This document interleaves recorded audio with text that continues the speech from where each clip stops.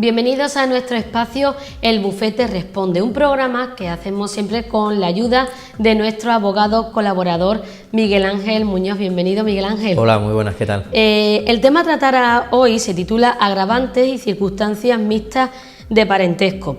Miguel Ángel, ¿qué puedes decirnos acerca de esto? A ver, sé que lo que es el título del programa de hoy suena un poco a chino, literalmente, pero ¿realmente qué son?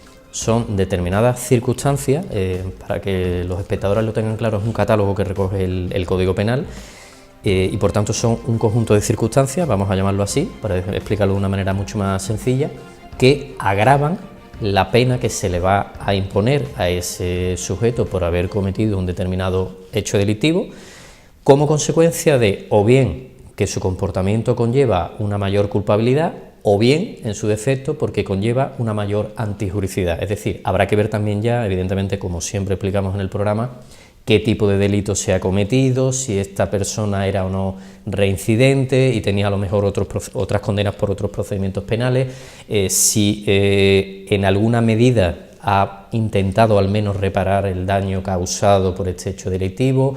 En fin, todos esos factores hay que ponderarlos en conjunto para ver exactamente la pena que finalmente se le impone, pero básicamente eso serían las circunstancias agravantes. Y dentro de estas circunstancias puede suponer un agravamiento o atenuante de las penas, eximente, atenuantes y agravantes. ¿Qué diferencia existe entre ambos? Sí, a ver, estarían por un lado las eximentes, que a su vez pueden ser completas o incompletas. ¿Cuál es la diferencia? La diferencia es bastante importante desde un punto de vista jurídico, quiero decir. ¿Por qué? Porque si la eximente es completa, como su propio nombre indica, te libra, te exime, digamos que quedarías sin pena, vamos a llamarlo así, mientras que cuando se producen una determinada circunstancia atenuante, es decir, una eximente atenuante o eximente incompleta, serían dos términos sinónimos, es decir, significa lo mismo. Ahí, ¿qué ocurre? Que evidentemente nosotros vamos a responder y se nos va a imponer una pena por el hecho delictivo que nosotros hemos cometido, pero esa pena se va a rebajar en función de qué circunstancia atenuante haya concurrido, si concurren una, si son dos o incluso más circunstancias atenuantes, y por otro lado estarían las circunstancias agravantes, que es lo que vamos a abordar en el programa de hoy, que digamos el efecto que produce es justamente el contrario. Aquí no se reduce la pena, sino es justamente el efecto inverso, es decir, lo que se hace es aumentar la pena que se le va a imponer a este delincuente por haber cometido un hecho delictivo en el que han incurrido alguna de las circunstancias que regula o que contempla el Código Penal. ¿Y la circunstancia mixta de parentesco a quién alcanza? A ver, es una circunstancia mixta en el sentido que puede, dependiendo del caso, o bien producir efectos de una circunstancia atenuante o bien una circunstancia agravante. Es decir, que en función de las circunstancias del caso, o bien reduce la pena o bien, por el contrario, la va a agravar, dependiendo del delito que se haya cometido y del caso en concreto. ¿De qué va a depender? De muchos factores, sobre todo porque normalmente incurriría o digamos se va a aplicar esta circunstancia cuando la persona sobre la que hemos cometido el hecho delictivo o bien es nuestra mujer o bien es una persona con la que manteníamos dice expresamente el Código Penal, una relación análoga de afectividad, es decir, aquellas parejas que a lo mejor no están casadas, independientemente de que sea un matrimonio civil o un matrimonio canónico, pues también se aplicaría y por tanto se extiende esta circunstancia para aquellos casos para que, digamos, la víctima, independientemente de que esté o no casada, esté protegida por igual en un caso o en el otro, indistintamente. Podemos escuchar en los informativos casi a diario las palabras alevosía o ensañamiento. ¿Son sinónimos? No, no tienen nada que ver. A ver, el punto en común es que son dos circunstancias agravantes, pero no tienen nada que ver una respecto a la otra. La alevosía, ¿qué es? Es cuando una determinada persona comete un delito contra la vida o contra la integridad física de una determinada persona, pero con una particularidad, y es que dice expresamente el Código Penal que se utilicen medios, modos o formas, es decir, que comete el hecho delictivo de una determinada manera, para hablarlo de una manera mucho más sencilla, con el fin de evitar la capacidad de respuesta o la defensa que en su caso pudiera digamos, afrontar o de alguna manera poner en marcha la víctima de ese delito. Eso es la circunstancia agravante de alevosía. Es decir, lo que estamos intentando es neutralizar o de alguna manera limitar la capacidad de respuesta de defensa de esa persona sobre la que estamos cometiendo el hecho delictivo. Por ejemplo, que yo creo que va a quedar mucho más claro así, normalmente los juzgados y tribunales consideran que es una circunstancia agravante de actuar con alevosía cuando yo, por ejemplo, cometo un hecho delictivo sobre una persona de avanzada edad. ¿Por qué? Porque físicamente no tiene ni la fuerza ni la movilidad que a lo mejor puede tener una persona adulta o incluso una persona joven. Por ejemplo, otro caso podría ser cuando cometemos un hecho delictivo aprovechando la circunstancia que la víctima es un niño, un menor de edad. Claro, evidentemente hay una absoluta desproporción entre la fuerza o la capacidad de hacer daño que tengo yo como sujeto activo y de ese menor de edad como víctima o perjudicado, dependiendo del delito del que estemos hablando, para que se me aplique esta circunstancia de alevosía.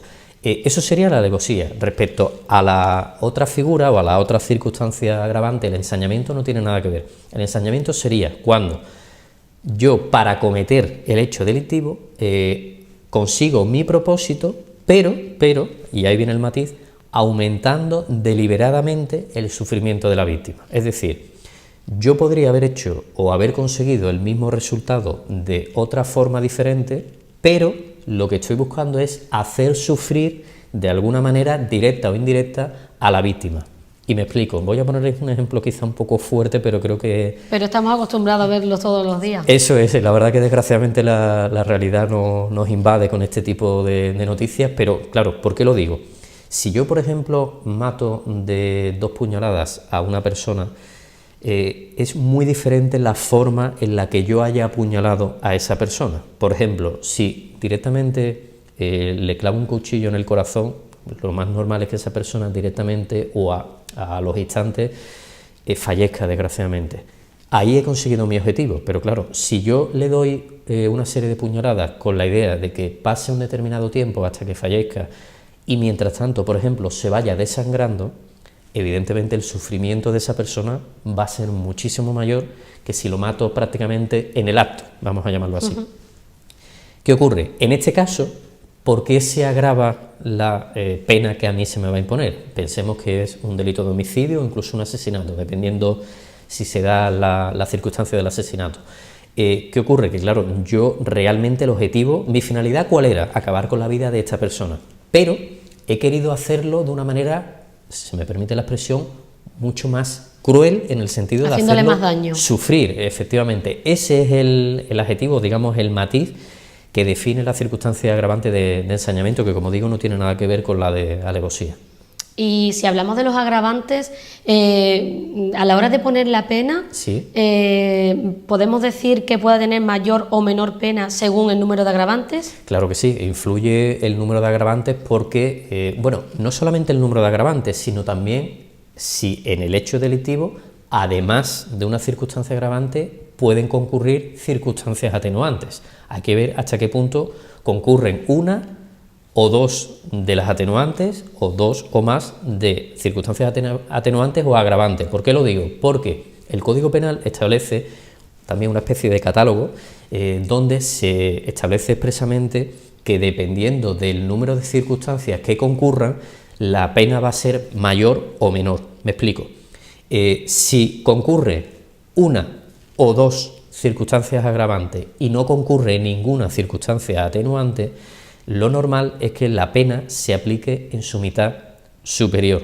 Sin embargo, si concurren más de 2 circunstancias agravantes, ahí se aplicaría una pena superior en grado y la verdad es que la diferencia es bastante sustancial. Por ejemplo, voy a retomar ese ejemplo del asesinato, de las cuchilladas, porque sé que es un ejemplo fuerte, muy llamativo, pero creo que se va a entender muy bien con números, con cifras. La pena de homicidio en el Código Penal español está contemplado con una pena de prisión que va desde los 10 a los 15 años de prisión. ¿Qué ocurre? Si pensemos en un ejemplo en el que, por ejemplo, retomando ese supuesto que hemos puesto anteriormente, yo mato a una persona, pero además me habían pagado una determinada cantidad de dinero. ¿Qué ocurre? Concurrirían dos circunstancias. He empleado, o he actuado, mejor dicho, con alevosía y además he actuado porque otra persona me ha pagado X cantidad de dinero. Ahí se me va a aplicar una pena superior en grado. ¿Qué ocurre? Que ya no estaríamos hablando de que la pena máxima va a ser 15 años, sino podría ser de hasta 22 años y medio. Ojo, en vez de 10 a 15, estaríamos hablando de 15 a 22 años y medio. Cuidado con eso porque la diferencia desde un punto de vista penal puede ser bastante importante y sobre todo en delitos ya, digamos, de una cierta gravedad, como puede ser un delito de violación, un delito de asesinato, un delito de homicidio, un delito de rebelión, un delito de atentado contra la autoridad pública. Ahí ya podemos estar hablando que la pena puede subir bastante. Sin embargo, si se da una circunstancia agravante, ahí la pena se aplicaría en su mitad superior, es decir, en lugar de que pudiera llegar hasta los 22 años y medio de condena, de prisión, se me impondría de 12 años y medio a 15 años de prisión. Por tanto, creo que ahí con números queda mucho más claro y espero que los espectadores hayan entendido la importancia de que concurran o no y además de cuántas circunstancias concurren. Esos dos requisitos son importantes. ¿Por qué, Miguel Ángel, como decía, ¿no?, anteriormente, vemos a diario en los informativos, ¿no?, sí, asesinatos y este tipo de cosas tan desagradables, en las que dice, pues tiene 20 años de condena, 20 años de cárcel? ¿Por qué tenemos que entender que puede tener 20 años, lo condenan a 20 años, pero en 10 está en la calle? Claro, ahí sería una pregunta con varios matices, me explico. A ver, ¿qué ocurre? En nuestro Código Penal, en principio, la regla general es que una persona no puede pasar en prisión por un determinado delito más de 20 años de prisión. Ahora bien, esa regla general, como toda regla, tiene una serie de excepciones. Por ejemplo, los delitos de terrorismo, que desgraciadamente nosotros hemos sufrido durante muchísimos años el acoso y las víctimas que se ha llevado por delante y familias la banda terrorista ETA. ¿Qué ocurre? Que en esos casos se reformó el Código Penal y se aplicaría o se puede aumentar hasta 30 años de prisión. Una cosa es el límite o la pena máxima que una persona puede cumplir y otra cosa, a colación también con la pregunta que tú me formulabas, Rocío, es que cuando pasan determinados periodos de cumplimiento de la condena, ese reo, ese preso, pueda tener derecho o empezar a disfrutar de ciertos derechos. Por ejemplo, permisos de salida a fines de semana o, por ejemplo, que si ha cumplido 3/4 partes de la condena pueda acceder a lo que se llama la libertad condicional o estar, digamos, ya se le clasifica en el tercer grado penitenciario y es un régimen mucho más flexible que el primer grado o el segundo grado. Todo eso influye, entonces por eso muchas veces yo entiendo que un ciudadano que no tiene por qué entender del mundo del derecho, que no es abogado ni mucho menos, pues claro, llama la atención y no entendemos o da un poco la sensación de impunidad, como que bueno, ha cometido un hecho muy grave, no sé si decir que se va a ir de rositas, si se me permite la expresión, pero veo que en pocos años este señor está en la calle. Pero claro, es que todo eso hay que ponderarlo y sobre todo también por otra cuestión importante, Rocío, y es que tanto en el caso de las penas de prisión como de las medidas de seguridad que se le puede aplicar a una persona, siempre el último fin es intentar la reeducación, por un lado, y en segundo lugar, la reinserción en la sociedad. Es decir, hay que intentar rehabilitar, si se me permite la expresión, a esa persona para que el día de mañana se le pueda brindar la sociedad en su conjunto una segunda oportunidad y pueda ser una persona de provecho normal y corriente y por tanto pueda desempeñar una vida lo más normal posible desde un punto de vista penal y por tanto que ese señor no vuelva a cometer un hecho delictivo cuando pase un determinado periodo de tiempo. Pero si Miguel Ángel, esa persona sale a la calle, sí, en ese modo de reeducarla y vuelve a cometer un hecho delictivo igual o parecido, vuelve a entrar en la cárcel.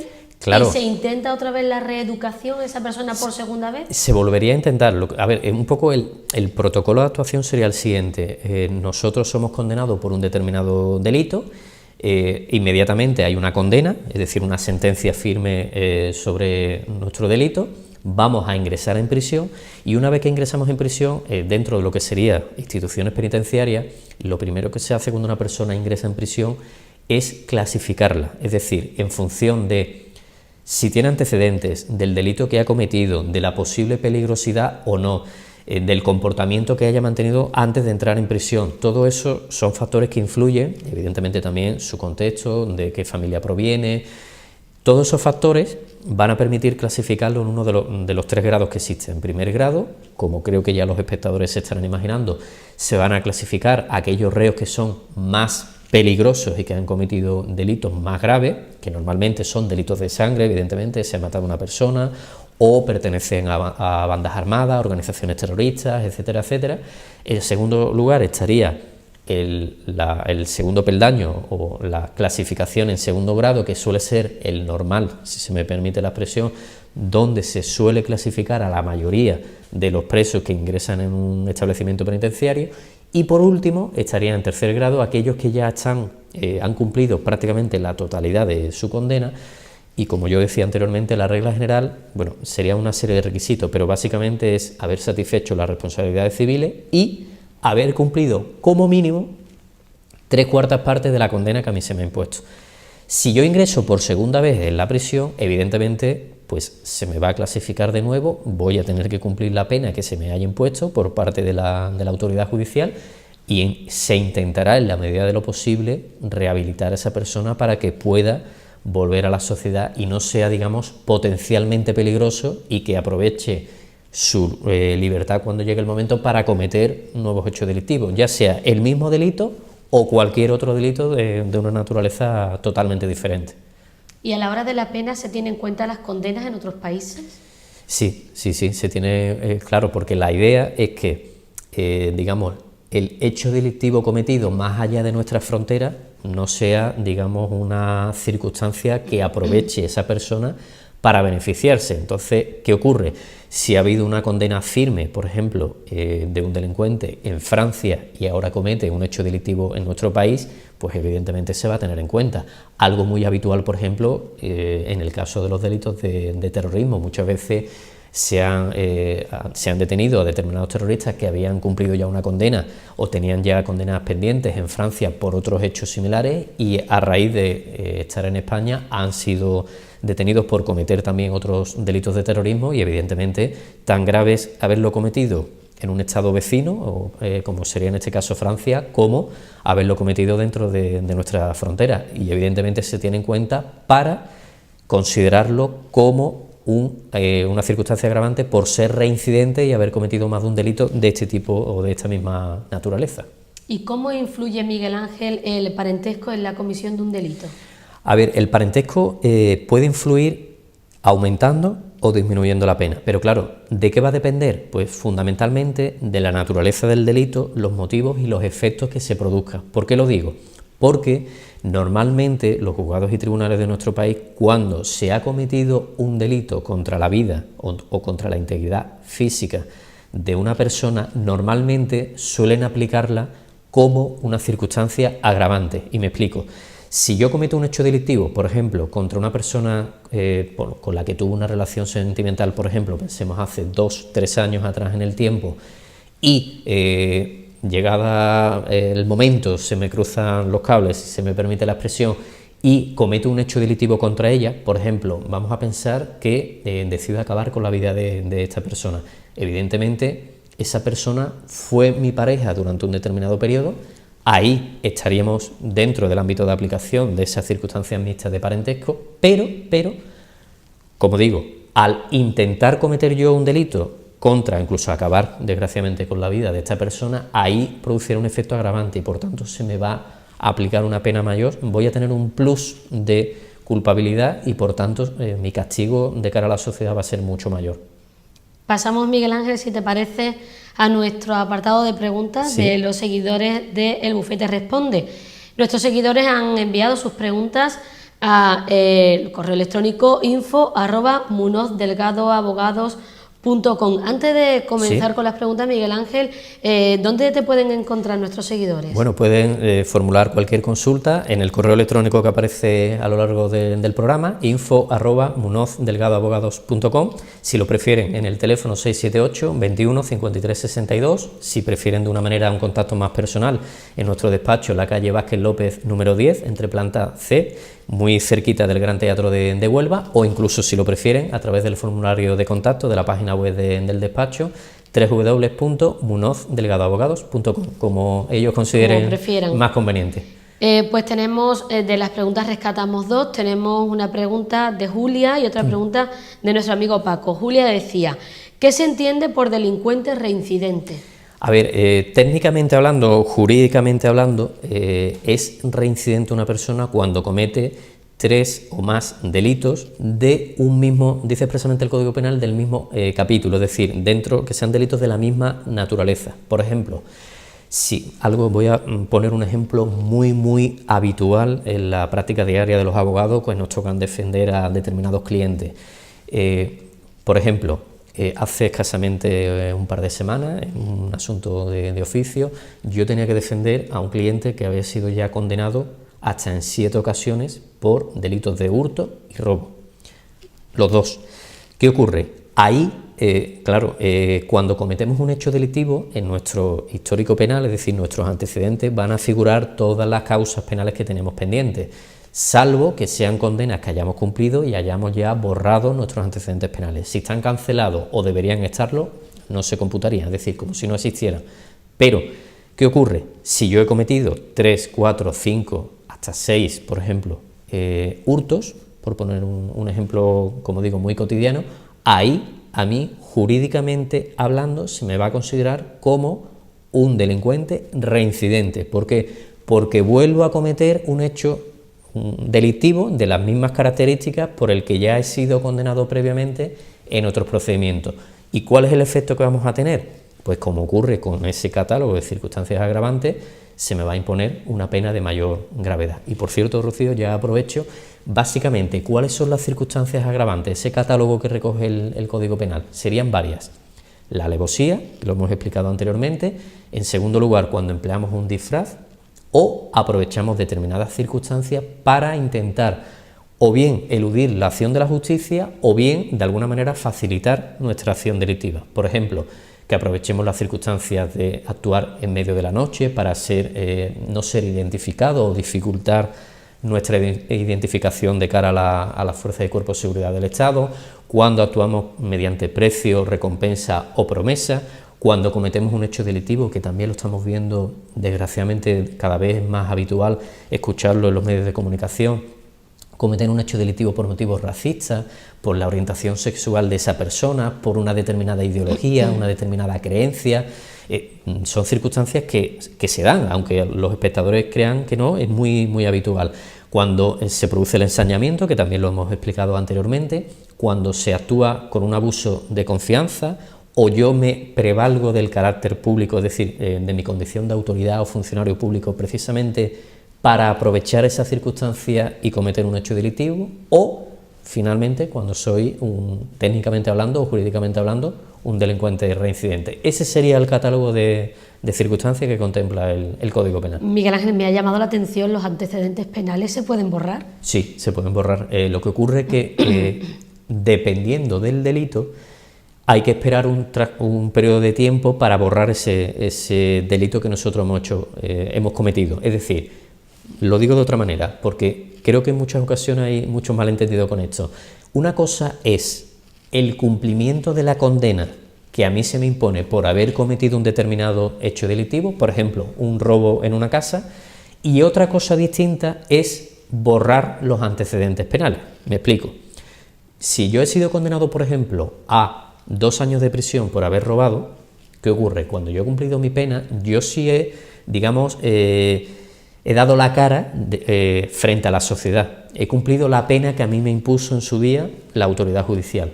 Bien, pero yo a día de hoy seguiría teniendo todavía antecedentes penales. ¿Por qué? Porque dependiendo del tipo de delito que hayamos cometido, tenemos que esperar un periodo de tiempo para borrar los antecedentes penales y que yo, si se me permite la expresión, Rocío, me quede limpio, ¿no? Como un folio en blanco, vamos a llamarlo así. Una cosa es el cumplimiento y otra cosa es borrar los antecedentes. ¿Se pueden borrar? Sí. ¿Cómo se borra? Bueno, depende, o bien que lo haga el propio Ministerio de Justicia de oficio, es decir, por sí solo, o bien porque nosotros solicitemos formalmente al Ministerio de Justicia, en este caso, el borrar nuestros antecedentes penales para quedarnos limpios, porque evidentemente nos puede acarrear una serie de problemas. Por ejemplo, si queremos opositar a determinados puestos de la administración pública, en algunos casos no se puede tener antecedentes penales. Por ejemplo, para ser policía no podemos tener antecedentes penales. Por ejemplo, nosotros los abogados, antes de empezar a desempeñar nuestras funciones, tenemos que pedir un certificado al Registro General de Penados y Rebeldes para que el Colegio de Abogados pues compruebe que efectivamente nosotros no tenemos ningún tipo de antecedente. ¿Por qué? Porque si no, yo no podría ejercer mi profesión y, por tanto, quiero decir, son circunstancias importantes que nos pueden acarrear muchos problemas de cara a un corto, medio o incluso en el futuro, a largo plazo. Si te parece, lo tratamos en otro programa. Por supuesto. También tenemos la pregunta de nuestro amigo Paco, nos dice, ¿es la recompensa una circunstancia agravante? Sí, la promesa, la recompensa y todo eso son circunstancias agravantes porque evidentemente jurídicamente hablando es todavía más rechazable, vamos a llamarlo así, que yo no solamente cometa un hecho delictivo ya de por sí, sino que encima lo he cometido porque previamente otra persona me encarga cometer ese hecho delictivo. Por ejemplo, un caso típico puede ser, por ejemplo, el de un sicario, es decir, yo contrato a una persona para que acabe con la vida de X persona a cambio de ofrecerle, por ejemplo, 30.000 euros. Es algo muy, evidentemente, es un caso muy impactante de cara a la sociedad, pero evidentemente es una circunstancia agravante y me va a conllevar que si efectivamente después de todo el procedimiento judicial y ya una vez desarrolladas las pruebas en el acto del juicio se demuestra que yo he actuado bajo una determinada recompensa, pues evidentemente va a agravar mi responsabilidad penal, es decir, mi pena va a ser mayor que la que a priori se me iba a imponer por ese hecho delictivo. Pues bueno, aquí queda nuestro apartado de preguntas y decirle a nuestros seguidores que la semana que viene el tema a tratar se titula Protección de datos. Se trata de la garantía de control de la propia información, Miguel Ángel, que incluso dice que en algunos países está reconocido como un derecho humano. Sí, totalmente. Es un derecho fundamental que además tiene una regulación, lo vamos a explicar. Vamos a explicar un poco qué derechos tienen los ciudadanos. Sé que es un tema que suena bastante en los medios de comunicación, pero no termina de quedar muy claro y creo que va a ser un programa muy interesante para los espectadores. Pues bueno, hasta aquí llega el programa de hoy. Miguel Ángel, muchísimas gracias. A vosotros. Siempre. Y a ustedes, pues muchísimas gracias por su atención, gracias a los compañeros que hicieron posible este espacio. Nos vemos en El Bufete Responde.